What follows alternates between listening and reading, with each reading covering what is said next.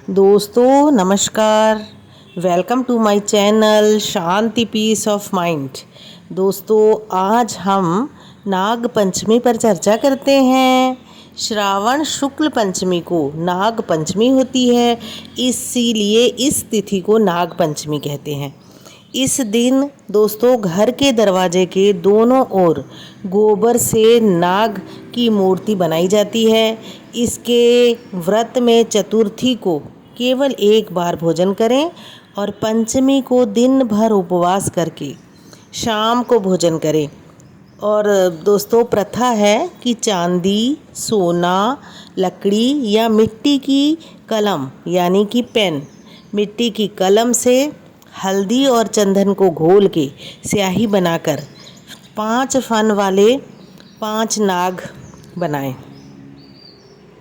और पंचमी के दिन खीर, पंचामृत और कमल के पुष्प तथा धूप, दीप, नैवेद्य आदि से विधिवत नागों की पूजा करें। पूजन के पश्चात ब्राह्मणों को लड्डू या खीर का भोजन कराएं। नागों में दोस्तों अनंत नाग, वासुकी नाग, शेष नाग, पद्म नाग, कंवल नाग, करकोटक नाग, अश्वतर नाग, धृतराष्ट्र नाग, शंखपाल नाग, कालिया नाग, तक्षक नाग और पिंगल नाग 12 नाग प्रसिद्ध हैं।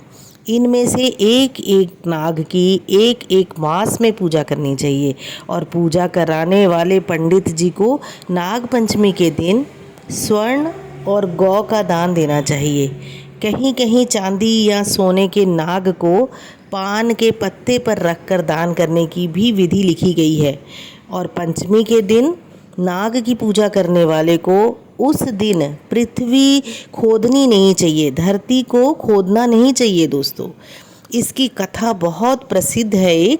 चलिए उस कथा को सुनते हैं। एक किसान अपने परिवार समेत मणिपुर नामक नगर में रहता था।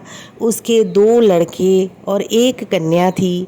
एक दिन जब वह अपने खेत में हल जोत रहा था तो उसके हल की फन में बिंधकर सांप के 3 बच्चे मर गए।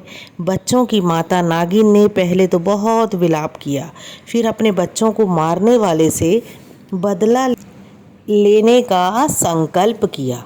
रात्रि के समय नागिन ने किसान और उसकी स्त्री और दोनों बच्चों को डस लिया, जिससे वे चारों मर गए।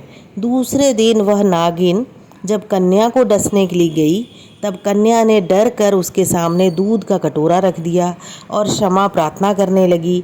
वह दिन नाग पंचमी का ही था, इसीलिए नागिन ने प्रसन्न होकर लड़की से वर मांगने को कहा।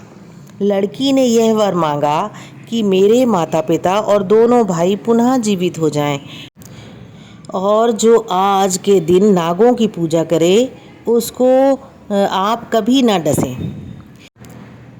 नागिन लड़की को वरदान देकर चली गई। कहते हैं उसी दिन से लोक में नाग पंचमी का पूजन का प्रचार हुआ और उसी दिन उसके माता पिता दोनों भाई जीवित हो गए और वो खुशी खुशी रहने लगे। तो इसी से दोस्तों नाग पंचमी का पूजन का प्रचार हुआ। हाँ दोस्तों, आपने अगर मेरा चैनल पहली बार देख रहे हैं तो सब्सक्राइब करना ना भूलें। अगर आपको ये जानकारी पसंद आई तो इसे लाइक करें और अपने दोस्तों में भी शेयर करें। मैं बहुत अच्छी जानकारी आपके पास लेकर आती रहूँगी।